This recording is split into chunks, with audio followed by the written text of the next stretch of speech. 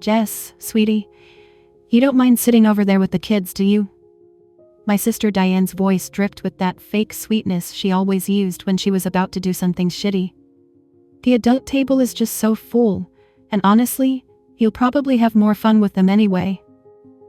I stood there in the entrance of Clearwater, one of Portland's most exclusive restaurants, holding a bottle of expensive wine I'd brought as a gift. The dining room was gorgeous, all dim lighting and polished wood, with floor-to-ceiling windows overlooking the Willamette River. My sister had rented out a private section for what she'd called a family celebration dinner. I'd been excited when she invited me 2 weeks ago. Stupid me. My name is Jess, and I'm 27 years old. I work as a graphic designer for Bright Ridge Media, a growing marketing firm in Portland, Oregon. For the past 6 years, I've been the family afterthought, the single one. The one who apparently doesn't count as a real adult, because I don't have a husband or kids. My older sister Diane is 35, married to Greg, and they have 2 daughters. My brother Austin is 32, married to his wife Kelly, and they have a son. Then there's me, the baby of the family, perpetually treated like I'm still in high school, even though I have my own apartment, my own career, and my own life. I looked past Diane to the dining area she'd reserved. Sure enough, there were 2 tables. One was set with elegant place settings, real wine glasses and candles. My parents sat there already, along with Diane's husband Greg, my brother Austin, and his wife Kelly. They were laughing, sipping cocktails, looking like something out of a lifestyle magazine. The other table, shoved into the corner near the kitchen doors, had plastic cups and a paper tablecloth with cartoon dinosaurs on it. Diane's 2 daughters and Austin's son were already coloring on placemats, completely oblivious to the insult their mother and uncle were endorsing. "You're joking," I said flatly. Diane's smile tightened. "It's just easier this way. You know how it is. The kids need supervision. And you're so good with them." "I'm 27 years old, Diane. I'm not a babysitter." "Don't be dramatic." She waved her hand dismissively. "It's one dinner. Besides, Mom and Dad want to hear about Austin's promotion, and Greg and I have some exciting news to share. Adult stuff, you understand?" I understood perfectly. I understood that despite having a successful career, despite living independently, despite being a fully functioning adult, my family still saw me as less than because I wasn't married. I understood that this wasn't about table space or seating arrangements. This was about putting me in my place. My mother glanced over from the adult table. She saw me standing there, saw the kids' table, and had the decency to look slightly uncomfortable. But she didn't say anything. She never did. My father didn't even look up from his phone. Austin caught my eye and shrugged, like this was all perfectly normal, and I was overreacting. Kelly, his wife, actually smirked. Something cold settled in my chest. Not anger, exactly. More like clarity. "Sure," I said, keeping my voice light. "No problem at all." Diane looked surprised, like she'd expected more of a fight. "Oh, wonderful. I knew you'd understand. You're such a good sport, Jess." I walked over to the kids' table and set my wine bottle down. Diane's daughters, Emma and Sophie, ages 6 and 8, looked up at me with gap-toothed smiles. Austin's son, Tyler, who was 7, was focused on coloring a T-Rex purple. "Aunt Jess, are you eating with us?" Emma asked, genuinely happy about it. "Looks like it, kiddo," I said, ruffling her hair. The thing was, I actually liked my nieces and nephew. They were sweet kids. This wasn't about them. This was about the principle. About being repeatedly told I didn't matter as much as my siblings did. About being excluded from family conversations and decisions because I hadn't followed the approved life script. I pulled out my phone and quickly typed a text to my best friend Vanessa, who worked as an event coordinator. "Emergency. Need you to call me in 20 minutes with a fake crisis." Her response came immediately.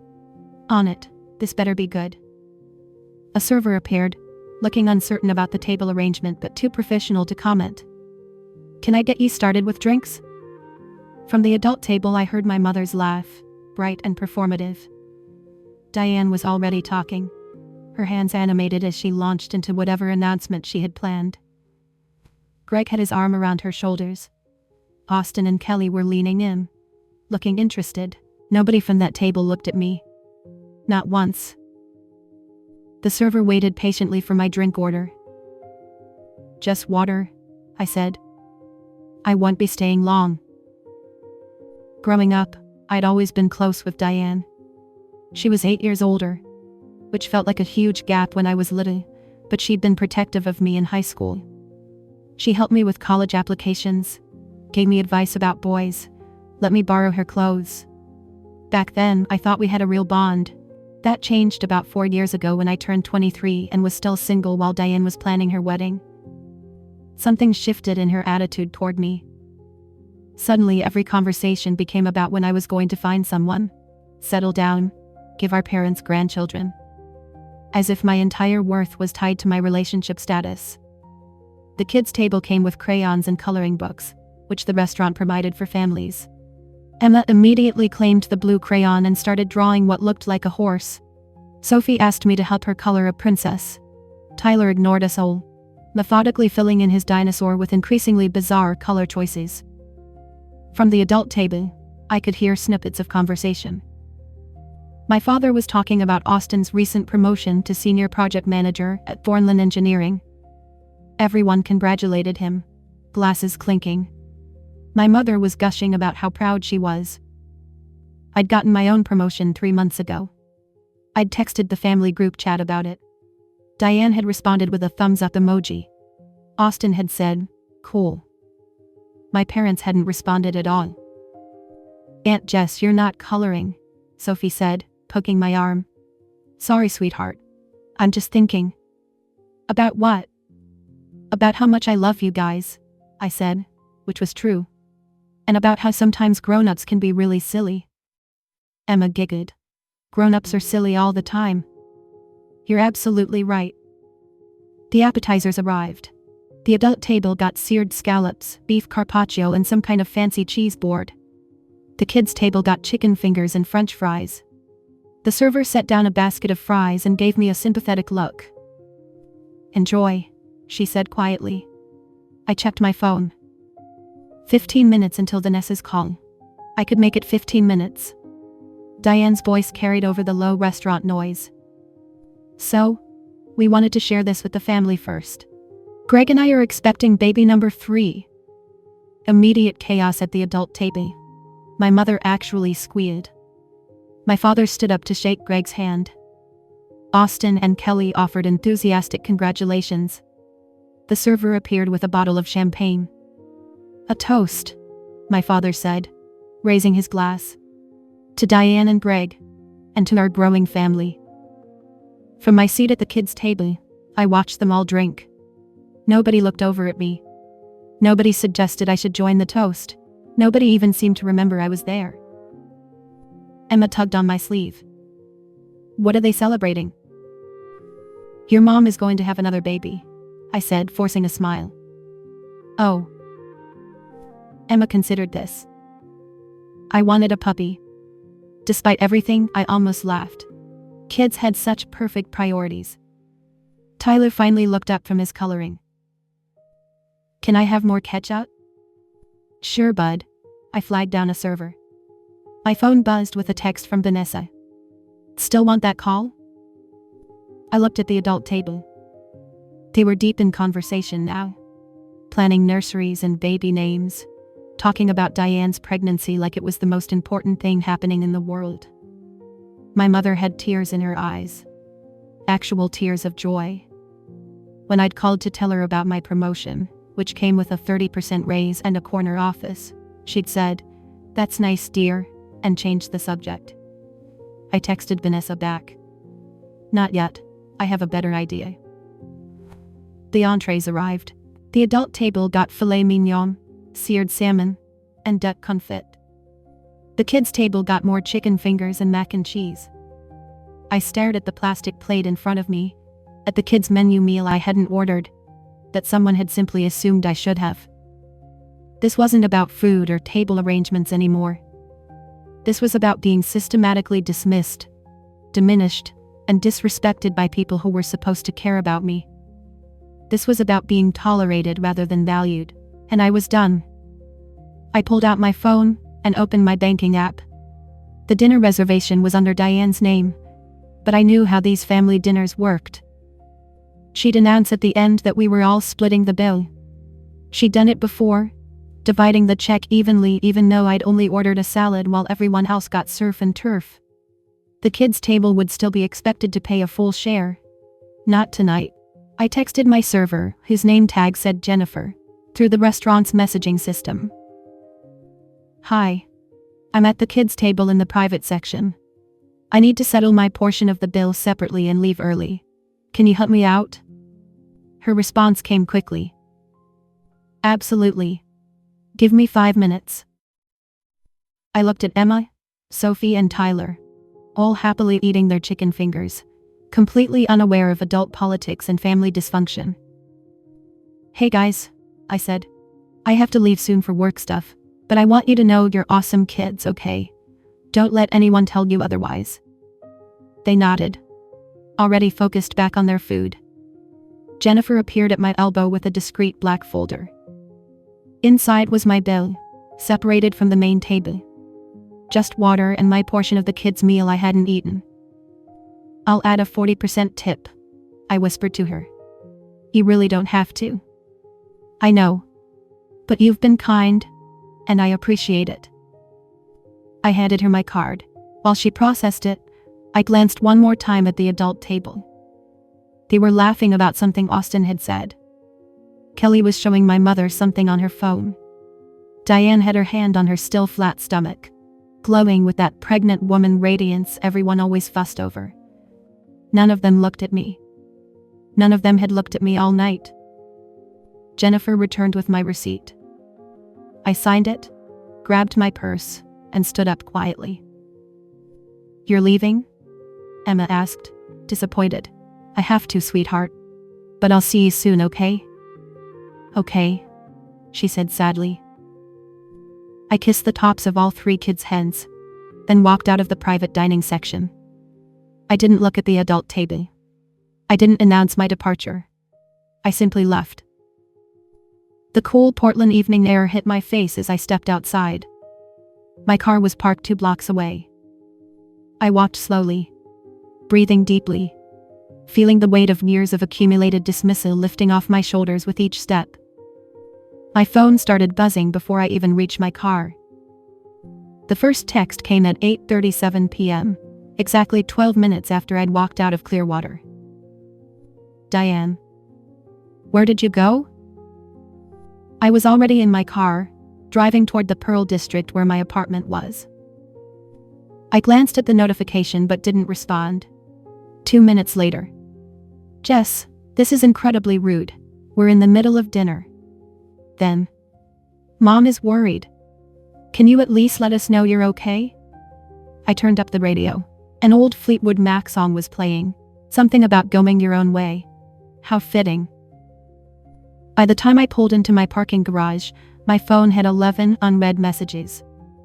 I took the elevator up to my apartment, unlocked my door, and only then did I sit down on my couch to actually read them. Diane had sent 7 messages, escalating from confused to annoyed to genuinely panicked. My mother had sent 3, all variations of, "Please call us." Austin had sent 1. "What's your problem?" What was my problem? Where did I even start? I opened a bottle of wine, the good stuff I kept for celebrating new clients, and poured myself a generous glass. Then I crafted a single response and sent it to the family group chat. "I'm fine. I left because I had actual adult things to handle. Enjoy your dinner." I turned off my phone completely and put it in a drawer. The next morning, I woke up to 43 text messages, 6 missed calls, and 2 voicemails. I made coffee first, took a long shower, and only then did I start going through them. Most were from Diane. The progression was fascinating to watch. It went from anger to confusion to genuine distress. Diane, 9:15 p.m. I can't believe you just left without saying anything. Do you know how embarrassing that was? Diane, 9:47 p.m. You could have at least told me you were leaving. I thought something happened to you. Diane, 10:23 p.m. Mom is really upset. She thinks you're mad about something. Diane, 11:08 p.m. Are you seriously ignoring me right now? Diane, 11:52 p.m. Okay. I'm actually getting worried. Can you please just respond and let me know you're alive? Diane, 1:33 m. Jess, I'm sorry if I did something to upset you. I really don't understand what happened. Please call me. The voicemails were even better. The first one was from my mother, her voice tight with that particular blend of concern and disapproval she'd perfected over the years. Jessica Marie, I don't know what's gotten into you, but walking out on a family dinner without a word is completely unacceptable. Your sister is very hurt. Please call me back immediately. The second voicemail was from Diane, and she sounded like she'd been crying. Jess, I don't understand what I did wrong. We were having such a nice dinner and then you just disappeared. I'm really worried about you. Please, please call me back. I love you. I sipped my coffee and felt absolutely nothing. No guilt, no regret, no urge to fix things. Just a calm, clear sense of boundaries finally being set. I called Vanessa instead. So? She said immediately. How did it go? Did you use my fake emergency? I didn't need it. I just left. You what? I told her everything. The kids' table, the plastic cups, the chicken fingers while they ate filet mignon, the pregnancy announcement I wasn't invited to toast, the complete and total dismissal of my existence. Vanessa was silent for a long moment. Then, holy shit, Jess, your family is awful. I know. No, I mean, I knew they were kind of dismissive, but this is next level. They literally put you at the kids' table? Complete with dinosaur placemats. What are you going to do? I don't know yet, I admitted. But I'm not apologizing. Good. Don't you dare. They're the ones who should be apologizing to you. We talked for another hour. Vanessa, bless her, was ready to drive to my parents' house and give them all a piece of her mind. I talked her down. But it felt good to have someone in my corner who actually saw how messed up the situation was. After we hung up, I finally responded to the family group chat with a single message. I'm fine. Taking some space. We'll reach out when I'm ready.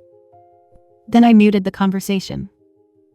I spent the rest of Saturday deep cleaning my apartment and updating my portfolio. My phone kept lighting up with incoming messages, but I ignored them all. I wasn't ready to engage yet. I needed to think. Sunday morning, I went to my favorite coffee shop in the Alberta Arts District and ran into someone I knew from college. Her name was Patricia, and she worked in PR for Clovey and Media, one of Portland's biggest advertising firms. Jess. She hugged me. I was literally just thinking about you. Are you still at Bright Ridge? I am, senior designer now. Congratulations. Listen, this is probably terrible timing, but we're looking for a creative director. The pay is ridiculous, and the benefits are incredible. Would you be interested? Would I be interested in a job that would probably double my salary and give me actual creative control? Would I be interested in a position that would make it even more impossible for my family to dismiss my career as just a design job? Send me the details, I said. Patricia grinned. I'll email you tomorrow. Fair warning, the interview process is intense, but I think you'd be perfect. We chatted for a few more minutes, then exchanged numbers and parted ways. I walked back to my apartment, feeling like the universe had just handed me a gift. By Sunday evening, I'd received 62 text messages total. Diane had sent 31 of them. She was spiraling, and part of me felt bad about that.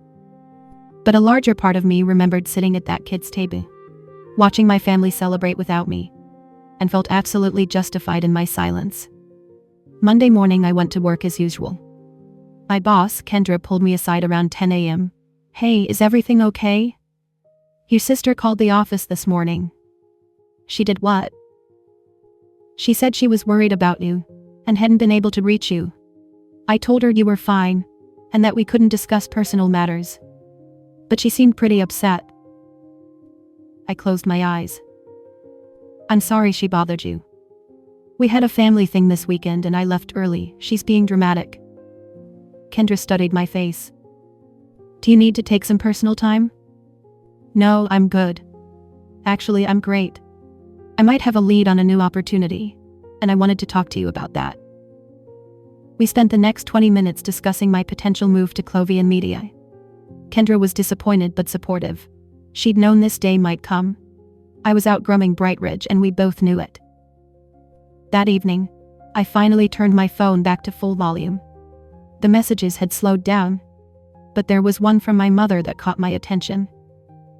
"Mom, your sister is very upset. I think you owe her an apology. Whatever happened, walking out without explanation was childish and hurtful. Please be the bigger person and call her."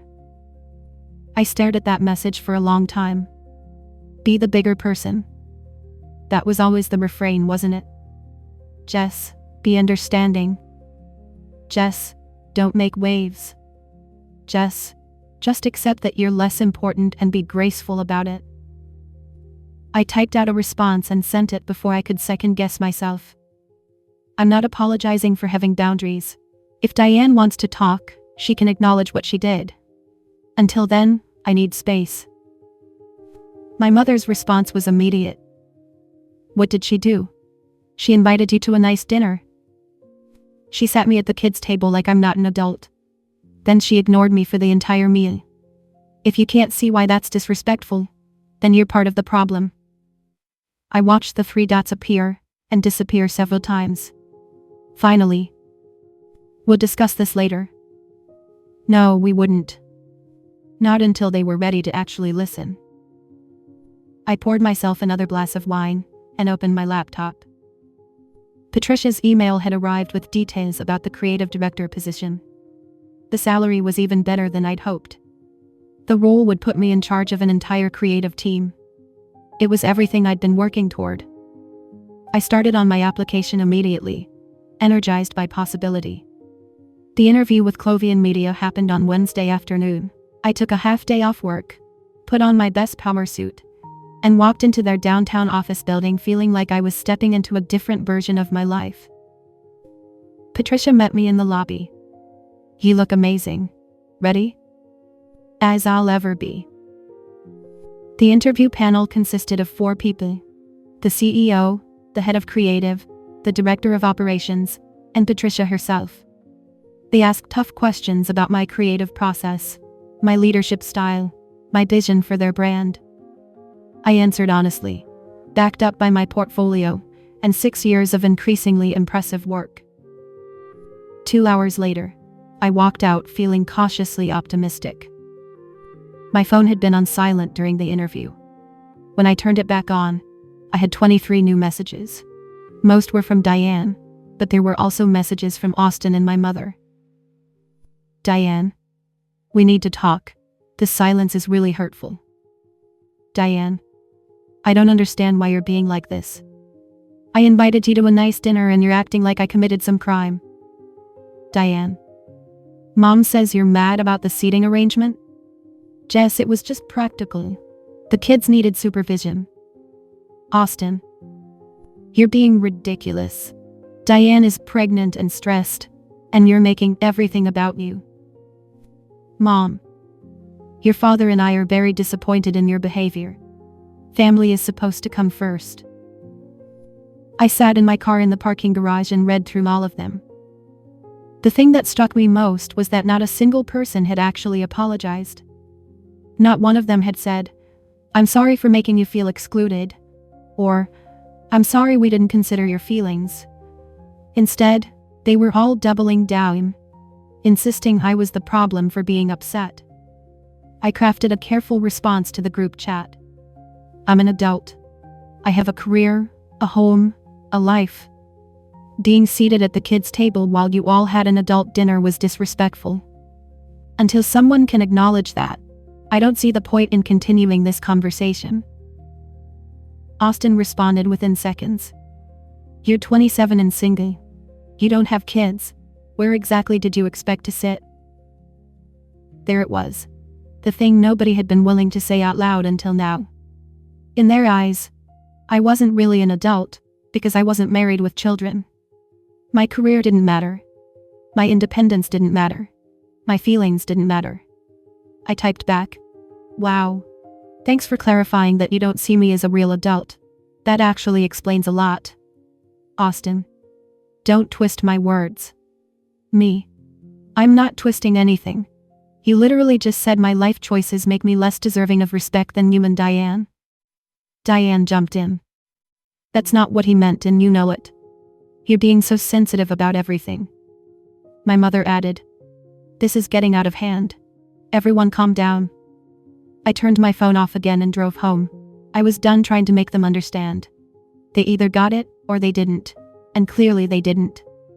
Thursday morning, Patricia called me. The team loved you. They want to make an offer. My heart actually skipped. Seriously? Seriously. Can you come in tomorrow to discuss details? Absolutely. I went into work that day walking on air. Kendra noticed immediately. Good news? She asked. Potentially great news. I'll know more tomorrow. I'm happy for you, Jess. Truly. You deserve this. That evening, I met Vanessa for dinner at a Thai place in Southeast Portland. I told her about the job offer, and she literally screamed with excitement. This is incredible. When do you start? I don't even have the official offer yet, I laughed. But probably in a few weeks if I accept. If? What do you mean if? I'm just being cautious. Vanessa gave me a look. This isn't about the job, is it? This is about your family making you doubt yourself. She wasn't wrong. Part of me was still waiting for them to somehow ruin this too. To find a way to minimize it, or make it seem less important than Austin's promotion, or Diane's pregnancy. They haven't even asked how I'm doing, I said quietly. It's been 4 days since the dinner, and not one person has asked if I'm okay or if something is going on in my life. They're all just mad that I left. Because they're selfish, Vanessa said bluntly. And you know what? Screw them. Take the job, make stupid amounts of money, and live your best life. That's the best revenge. I smiled. You're right. I'm always right. It's exhausting. Friday's meeting at Clovian Media was everything I'd hoped for. They offered me the creative director position with a salary that was $60,000 more than what I was currently making. Plus equity, full benefits, and a corner office with views of Mount Hood on clear days. I accepted on the spot. We're thrilled, the CEO said, shaking my hand. We think you're going to do amazing things here. I gave Bright Ridge 2 weeks' notice that afternoon. Kendra was sad but supportive, and she threw me an impromptu celebration with the team. They were genuinely happy for me, which made me realize how starved I'd been for people who actually celebrated my successes. I posted about the new job on social media that evening, just a simple post. Excited to announce I'm joining Clovian Media as their new creative director. Grateful for this opportunity, and ready for the next chapter. The post got immediate traction. Friends from college congratulated me. Former co-workers liked and commented. Industry people I barely knew reached out to say they'd heard great things about Clovian. My family's response? Radio silence. Not a single like. Not a single comment. Nothing. Saturday afternoon I finally got a text from Diane. Saw your Instagram. New job? Just that. No congratulations. No excitement. No acknowledgement of what a big deal this was. I responded, yes. It's a significant promotion. Diane. That's nice. Are you still mad about the dinner thing? I actually laughed out loud. After everything, after a week of silence and hostility, She was still more concerned about whether I was mad than about what was actually happening in my life. Me. I'm not mad. I'm just done accepting being treated like I don't matter. Diane. You do matter. You're being dramatic. It was one dinner. Me. It wasn't one dinner. It's been years of this. I'm just finally done pretending it's okay. Diane. Years of what? What are you even talking about? I stared at my phone in disbelief. She genuinely didn't see it. Years of dismissive comments, of my achievements being glossed over while hers and Austin's were celebrated, of being excluded from family decisions, of being treated like the kid sister who would never quite measure up. Me. Never mind. Congratulations on the baby. I didn't wait for a response. I had packing to do anyway. My lease was up in 2 months, and I'd been considering moving to a nicer place in the Pearl District. With my new salary, I could actually afford one of those modern condos I'd been eyeing. Sunday morning, my mother called. I almost didn't answer, but something made me pick up. Hi, Mom. Jessica. Her voice was cold. Your sister is beside herself. I don't know what's gotten into you lately, but this behavior needs to stop. What behavior? This attitude, this coldness, walking out on family dinners, refusing to communicate, making everything about you. I took a deep breath. Mom, do you even know what job I just accepted? Silence. Did you read my post? Did you see that I'm going to be a creative director at one of the biggest firms in Portland? More silence. You didn't even look, did you? I saw something about a job, she said defensively. I've been busy with Diane. She's having a difficult pregnancy, and your behavior is making it worse. My behavior, I repeated slowly. Mom, Diane sat me at the kids' table. She literally gave me chicken fingers and plastic cups while the rest of you had champagne and filet mignon. And not one of you said a word about it. It was practical, my mother said. Someone needed to watch the children. I'm not a babysitter. I'm your daughter. I'm a successful professional with a career you apparently can't be bothered to care about. Don't you dare speak to me that way, she snapped. I am your mother. Then act like it, I shot back. Act like you're proud of me. Act like my life matters as much as Diane's and Austin's. Act like I'm more than just convenient free childcare. You're being incredibly selfish. No, Mom, I'm finally being honest.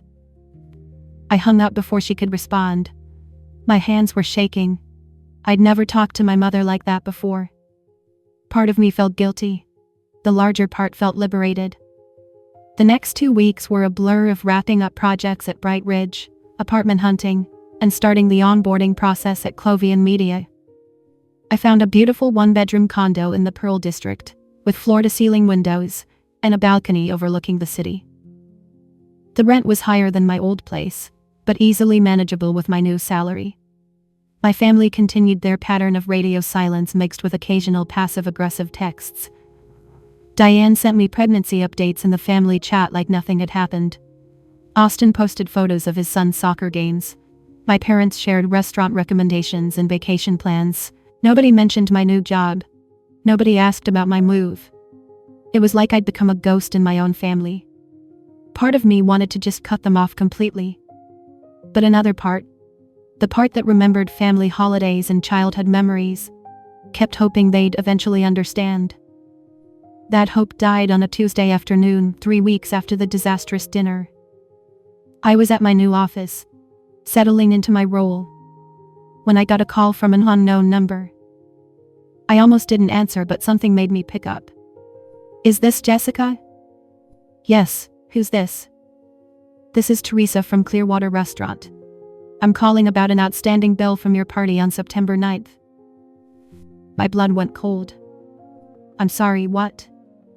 We have an unpaid balance of $843 from the private dining reservation under Diane Harris. The card we had on file was declined, and she listed you as an alternate contact.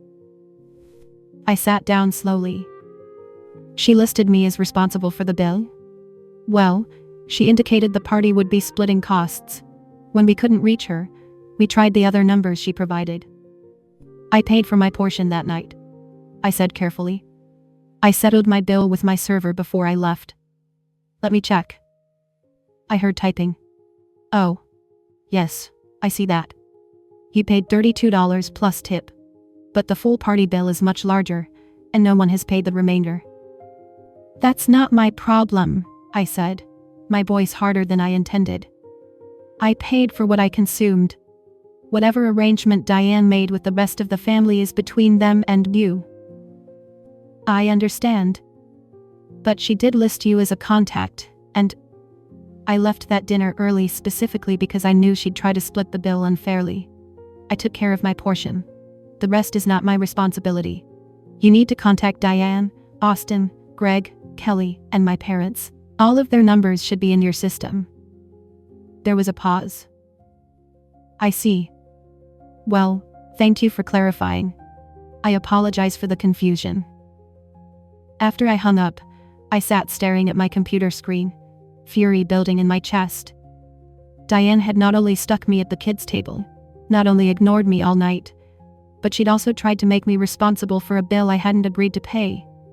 An $800 bill for a dinner I'd walked out on. I pulled up the family group chat and typed out a message. Just got a call from Clearwater about an unpaid bill. For the record, I paid for my own meal that night before I left. Whatever you all owe is your problem, not mine. Maybe next time don't seat family members at the kids' table and then expect them to subsidize your expensive celebration dinner. I hit send before I could second-guess myself. The response was immediate. Austin. Are you seriously refusing to help pay for a family dinner? Me. I'm refusing to pay for a dinner I wasn't actually part of. I ate chicken fingers at the kids' table, remember? While you all had lobster and champagne. Diane. It was supposed to be a family dinner. We were supposed to split the cost. That's how these things work. Me. Then maybe you should have treated me like family instead of free childcare. Mom. Jessica Marie, this is absolutely unacceptable. He will contribute your fair share. Me. My fair share was $32, which I already paid. The rest of you racked up an $800 bill without me. That's on you. Dad. This is ridiculous. Just pay the money. Me. No. That single word seemed to stun them all into silence for a moment. Then the flood came. Diane. I can't believe you're doing this. I'm pregnant. I can't deal with this stress right now. Austin. You're being petty and vindictive. Mom. I raised you better than this. Me. Did you?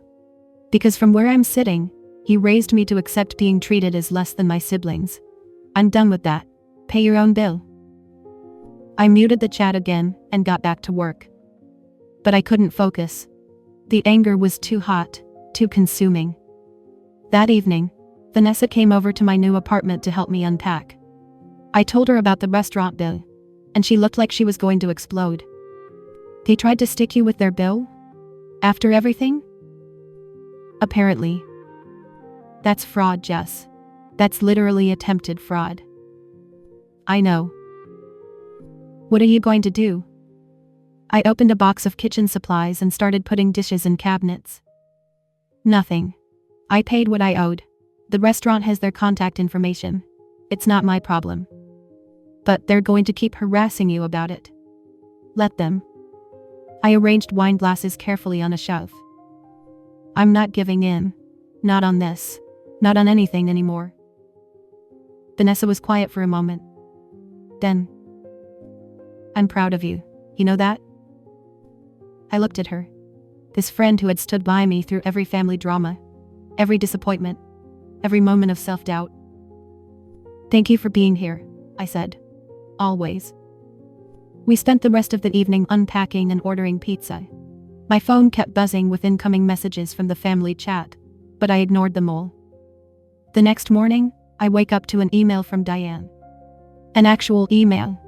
Like she'd decided texts weren't formal enough for whatever she wanted to say. The subject line was, "We need to talk." I opened it with my coffee in hand. Jess, I don't understand what's happening with you. You've become someone I don't recognize. The sister I knew would never abandon her family over something so trivial. I'm trying to build a life and a family, and I invited you to be part of our celebration. Instead, you've turned it into this huge drama, and now you're refusing to help with basic expenses. Mom and Dad are talking about writing you out of the will. Austin thinks you need therapy. I'm just sad. I'm sad that my little sister has become so cold and selfish. I hope you figure out whatever is going on with you before you lose all of us completely. We love you, but we can't keep making excuses for your behavior. Please think about what you're doing. Love, Diane. I read it 3 times. Each time I felt less guilty and more clear-headed. They thought I was the problem. They genuinely believed that I was being unreasonable, that standing up for myself was selfishness, that refusing to fund their celebration dinner was abandonment. They had no idea what I'd actually been planning. I'd been thinking about Thanksgiving for weeks now. It was 6 weeks away, and traditionally, my family gathered at my parents' house in Beaverton. My mother always made a huge production of it, inviting extended family, cooking for days, acting like Martha Stewart had personally blessed her turkey recipe. I'd always helped. I showed up early to prep, stayed late to clean, and listened to endless passive-aggressive comments about how I should have brought a date, should have found someone by now, should have prioritized family over career. This year, I wasn't going. The decision had been building since the disastrous dinner, but Diane's email solidified it. If they couldn't respect me, they didn't deserve my time or presence. I called my mother on Thursday evening. She answered on the first ring. Jessica, have you thought about what Diane said? I have. That's actually why I'm calling. I wanted to let you know I won't be coming to Thanksgiving this year. Silence. Then. What do you mean you won't be coming? I mean I'm making other plans. I won't be there. Don't be ridiculous. You always come to Thanksgiving. Not this year. Jessica, this is family tradition. You can't just skip it because you're in a mood. I'm not in a mood, Mom. I'm setting a boundary. I don't feel valued or respected by this family, and I'm not going to keep showing up to events where I'm treated like an afterthought. You're not an afterthought. You're being dramatic. Am I? Tell me, Mom, when was the last time anyone in this family asked me about my new job? When was the last time anyone congratulated me on my promotion? When was the last time anyone treated my achievements as important as Diane's pregnancy or Austin's career? She was quiet. That's what I thought. So no, I won't be at Thanksgiving. You all can enjoy it without me. Your father will be very upset. Then maybe Dad should have said something when Diane sat me at the kids' table. Maybe he should have noticed that his daughter was being excluded from the family celebration and spoken up.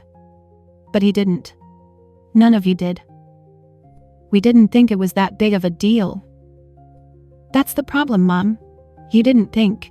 You never think about how your actions affect me. You just assume I'll always be there. Always be accommodating. Always accept whatever scraps of attention you throw my way. That's not fair. Isn't it? Prove me wrong. Tell me right now what my new job title is. Silence. You don't know, do you? Because you didn't bother to ask. You didn't bother to care. So no, I won't be at Thanksgiving. Have a nice holiday. I hung up before she could respond. My hands were shaking, but I felt lighter than I had in weeks. I'd done it. I'd actually done it. Vanessa called me 20 minutes later. I just saw your Instagram story. Thanksgiving in Hawaii? Are you serious? I'd posted a photo of a plane ticket confirmation. Completely serious. I'm going to Maui for a week. Solo trip. Fancy resort, beach time, and absolutely no family drama. You're my hero. I'm just tired of waiting for them to change. They're not going to. So I'm moving on. Good for you. Seriously. The family group chat exploded over the next few days. My mother had apparently shared the news that I wasn't coming to Thanksgiving, and everyone had opinions. Diane, you're really going to skip Thanksgiving over a dinner seating arrangement? Austin, this is childish. Grow up and get over it. Dad, your mother is very hurt. I hope you're happy. Various aunts and uncles chimed in with their 2 cents, most of them siding with my parents and siblings. Only my cousin Bethany, who'd always been the black sheep of the family herself, sent me a private message. Good for you. They've always treated you like garbage. Enjoy Hawaii. I replied, thank you. That means more than you know. The weeks leading up to Thanksgiving were peaceful.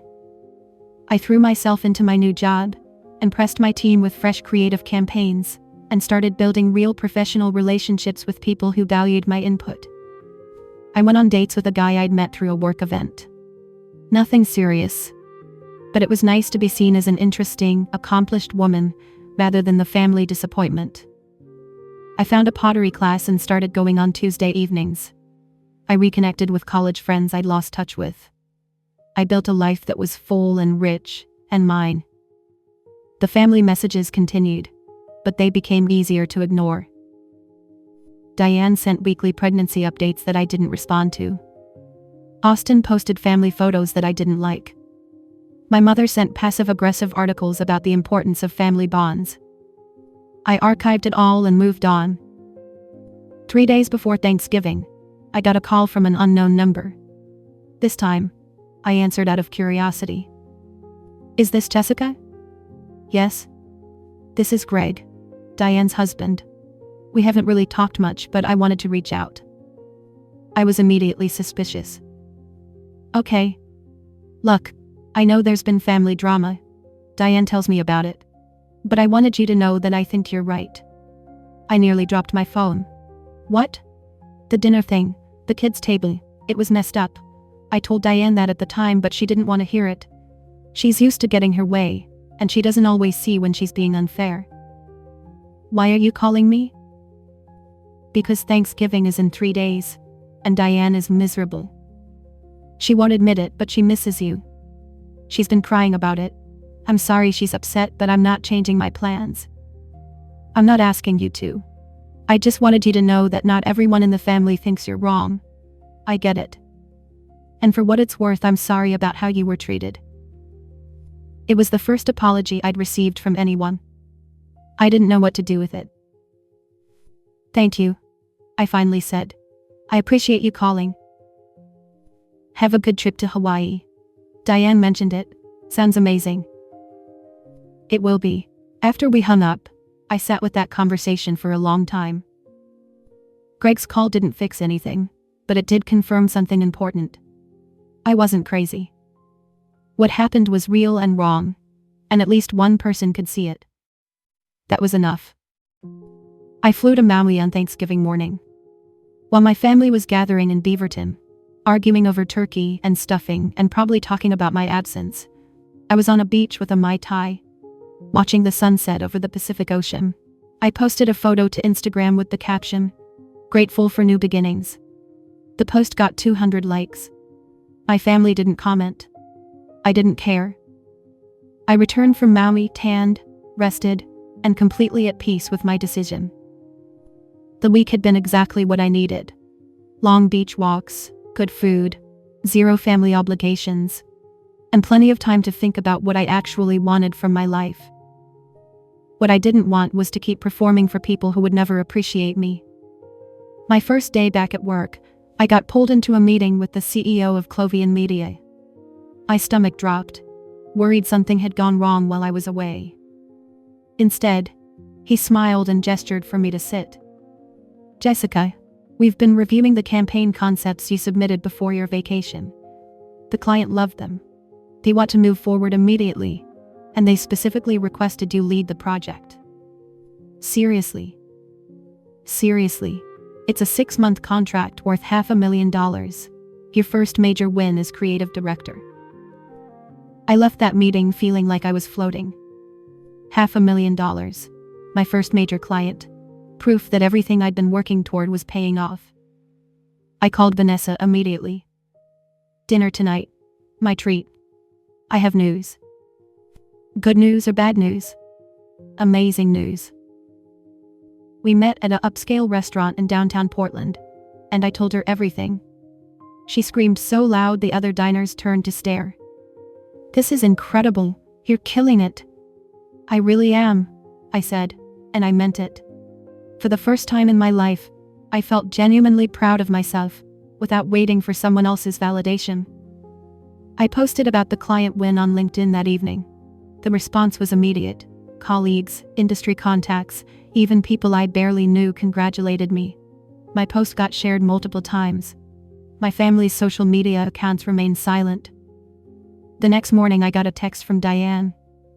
Just one line. Saw your LinkedIn. Congrats, I guess. I guess.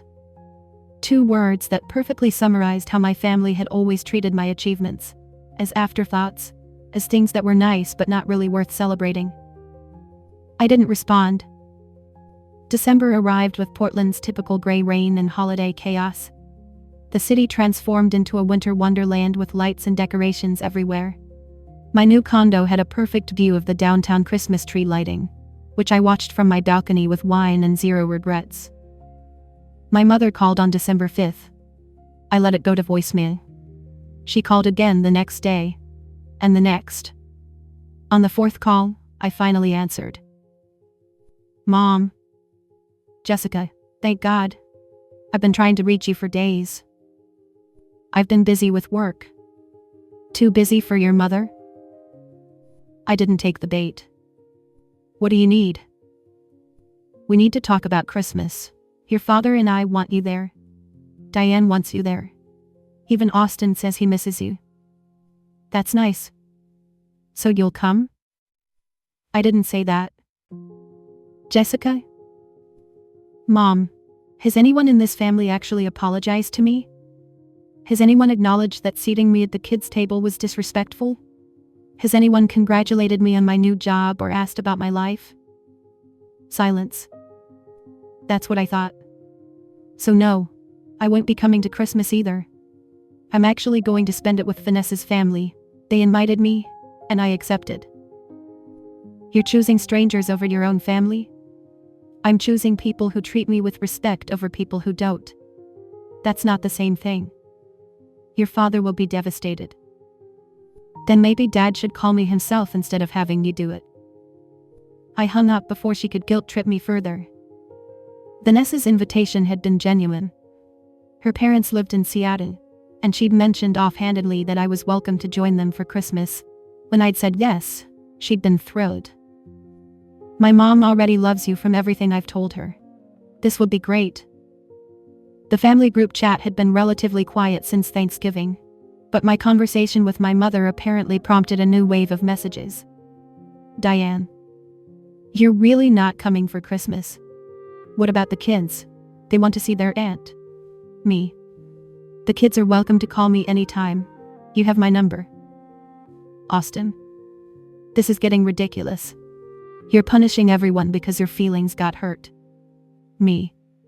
I'm not punishing anyone. I'm making choices about where I spend my time and energy. There's a difference. Dad. Your mother says you're spending Christmas with strangers. That's unacceptable. Me. I'm spending Christmas with people who actually want me there. That seems pretty acceptable to me. I muted the chat again and went back to work. Mid-December brought my company's holiday party, a fancy affair at a downtown hotel. I wore an emerald green dress I'd bought specifically for the occasion, and felt genuinely excited about going. Patricia found me at the bar. You look amazing, and word around the office is your campaign is already exceeding projections. It's going well, I admitted. Better than well. The CEO is talking about fast-tracking you for partner consideration. Partner? Already? You're bringing in major clients and leading a team brilliantly. Why not? I floated through the rest of the party on a cloud of champagne and possibility. Several colleagues told me they'd seen my LinkedIn posts and were impressed. The head of creative pulled me aside to say I was exactly the kind of talent they'd been hoping to attract. I took a selfie at the party and posted it to Instagram with the caption, "Celebrating an incredible year with incredible people." Within minutes, the likes and comments poured in. Friends from college, former co-workers, people from my pottery class all told me I looked happy and radiant. My family didn't comment.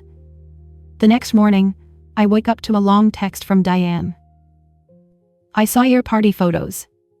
You look happy. Happier than I've seen you in a long time. I've been thinking a lot about everything that's happened. Greg keeps telling me I need to really listen to what you've been saying. I'm not good at admitting when I'm wrong. But maybe I was wrong about the dinner. Maybe I didn't think about how it would make you feel. I'm sorry if I hurt you. Can we please talk?" I stared at that message for a long time. It was the closest thing to a genuine apology I'd received. But something about it still felt off. "Sorry if I hurt you" wasn't the same as "I'm sorry I hurt you." It left room for doubt, for the possibility that maybe I'd overreacted. I showed it to Vanessa over coffee. "What do you think?" I asked. "I think it's a start, but it's not enough." She's still putting conditions on the apology. That's what I thought too. What are you going to do? I sipped my latte and considered. I'm going to tell her the truth. I crafted my response carefully, taking my time to say exactly what I needed to say. "Diane, I appreciate you reaching out, but I need you to understand something. This isn't about one dinner. This is about years of feeling like I don't matter as much as you and Austin, because I'm not married with kids.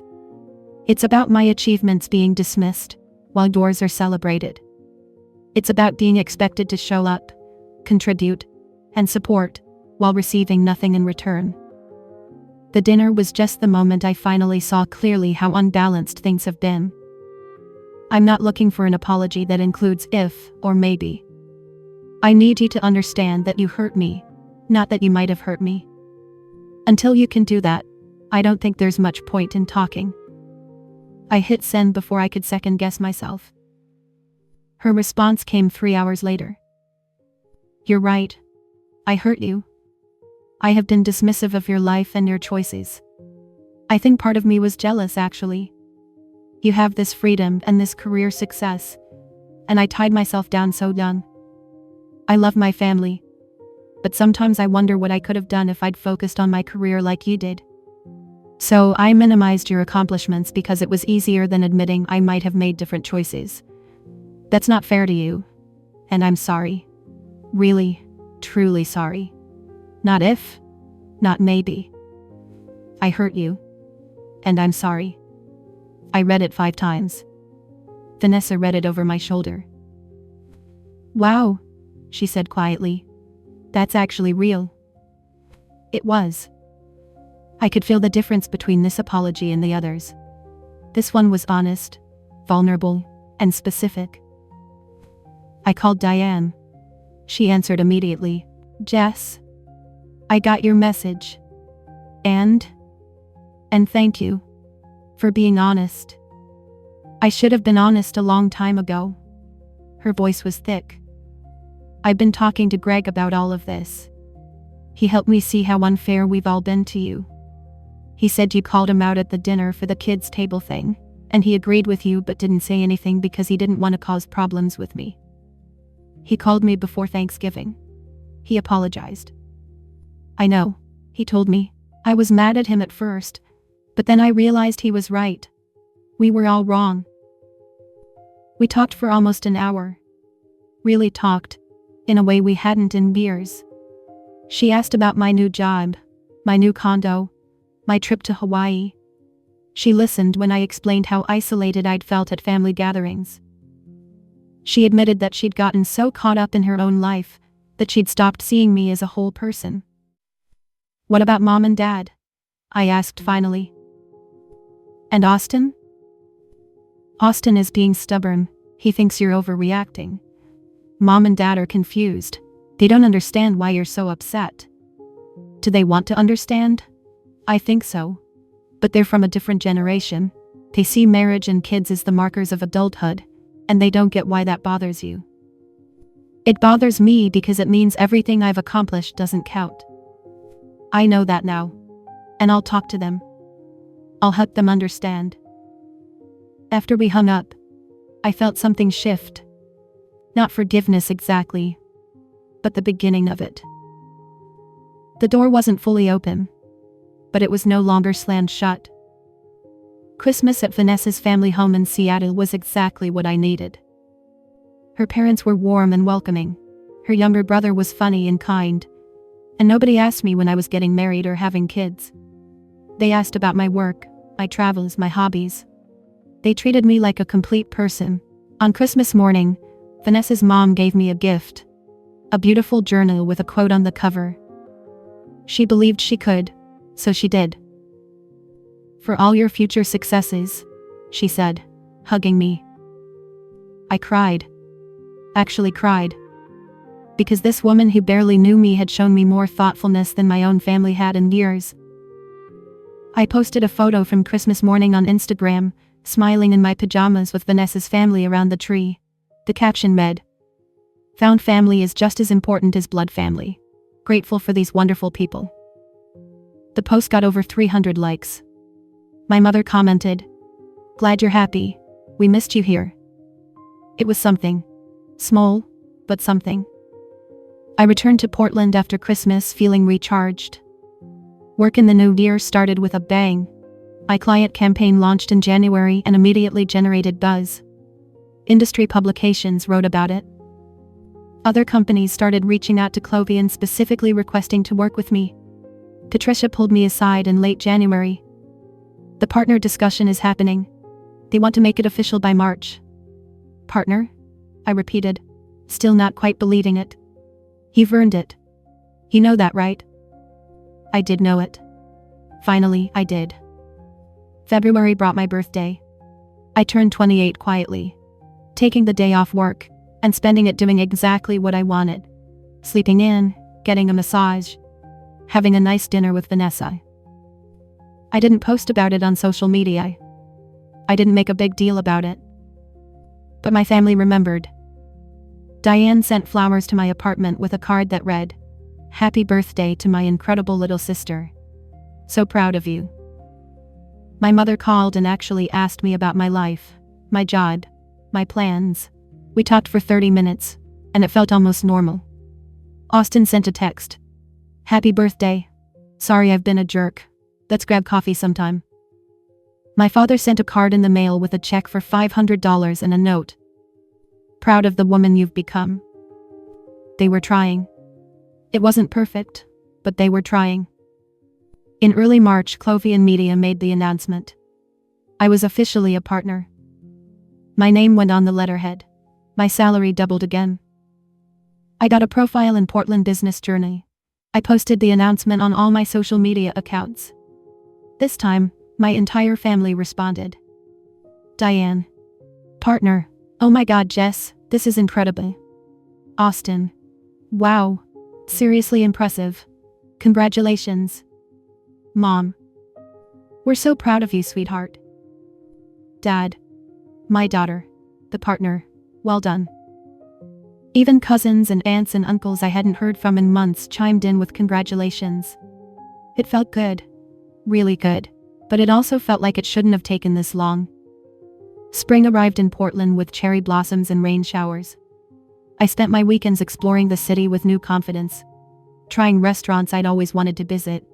Taking myself to movies and art galleries without waiting for someone to join me. Diane called me in mid-April. Her voice excited. So, I'm having a baby shower. And before you say anything, I want you to know that you're not just invited. I want you to help plan it. Help plan it? Yes.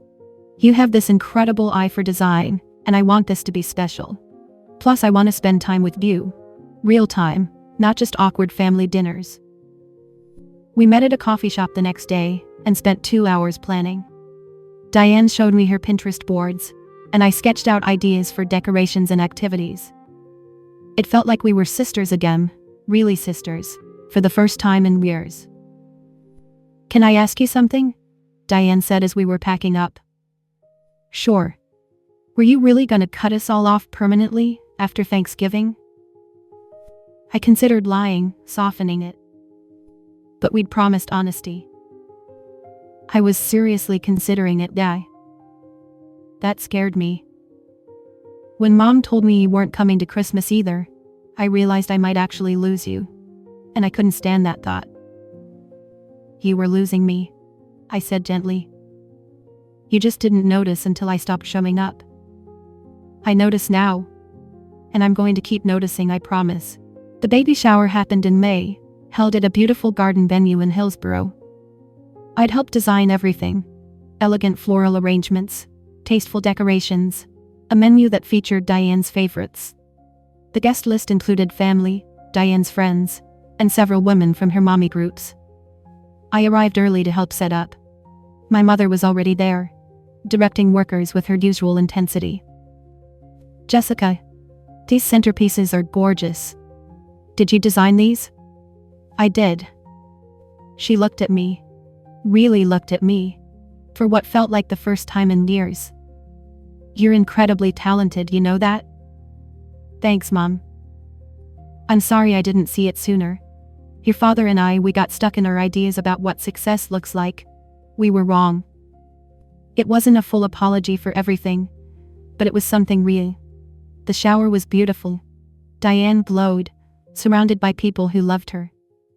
When it came time for speeches, she asked me to say something. I stood up, my wine glass in hand, and looked at my sister.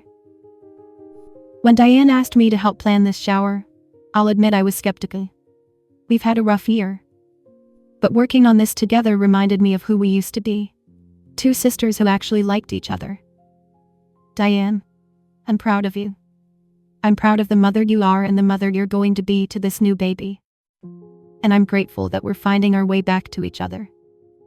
To Diane. Everyone raised their glasses. Diane was crying. So was my mother. After the shower, as we were cleaning up, Austin approached me. Hey, got a minute? We walked to a quiet corner of the garden. I owe you an apology, he said. A real one. I was a dick about everything. The dinner, the texts, all of it. I didn't understand why you were so upset. And instead of trying to understand, I just got defensive. Why? Honestly? Because Kelly pointed out that I do the same thing to her. I dismiss what she does because she's a stay-at-home mom, like that's not real work. Watching you stand up for yourself made me realize I needed to do better for my own family. That's big of you to admit. I'm working on it. Kelly and I are actually in couples therapy now, trying to fix things. Good, I hope it helps. Me too. He paused. I saw your profile in Portland Business Journal, partner at 28. That's incredible, Jess. Thanks. I mean it. I've been telling people my little sister is kind of a badass. I laughed. Kind of? Definitely a badass. We hugged, and it felt genuine. Over the following months, things continued to improve. My family started actually asking about my life. They celebrated when I brought in a new major client. They sent congratulations when I got featured in another industry publication. But more importantly, I'd learned something crucial. I didn't need their validation to know my worth. Diane had her baby in July. A healthy boy they named Christopher. I visited them in the hospital, bringing flowers and a gift I'd carefully selected. Greg thanked me for being there. Diane introduced me to Christopher as the coolest aunt ever. In August, my parents hosted a family barbecue. When I arrived, I was immediately struck by the changes. The table was set with one long arrangement, no kids' table in sight. My father made a point of asking about my latest campaign. My mother showed genuine interest in my dating life without pressuring me about marriage. We ate grilled salmon and roasted vegetables. We laughed about old family stories. We took photos together. It wasn't perfect. There were still moments of tension. Still old patterns trying to reassert themselves. But it was better. So much better.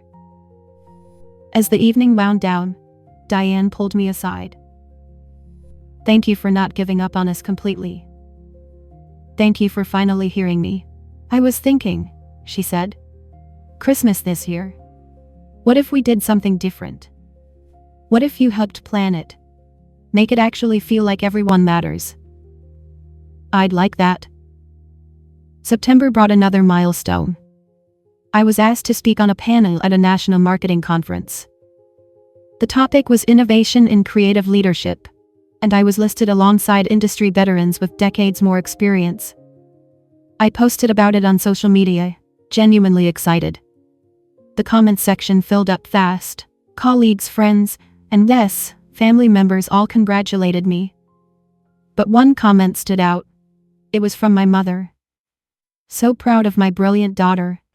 Can't wait to hear you speak. She came to the conference. My mother actually took time off work, drove to the conference center, and sat in the audience while I spoke to a room of 300 people about creativity, leadership, and having the courage to stand up for yourself. Afterward, she hugged me tight. That was incredible, Jessica. You were incredible. Thanks, Mom. I wish I'd been paying attention sooner. I wish I'd seen what you were building all along. You're seeing it now, that's what matters. The restaurant finally managed to collect their money from that disastrous September dinner.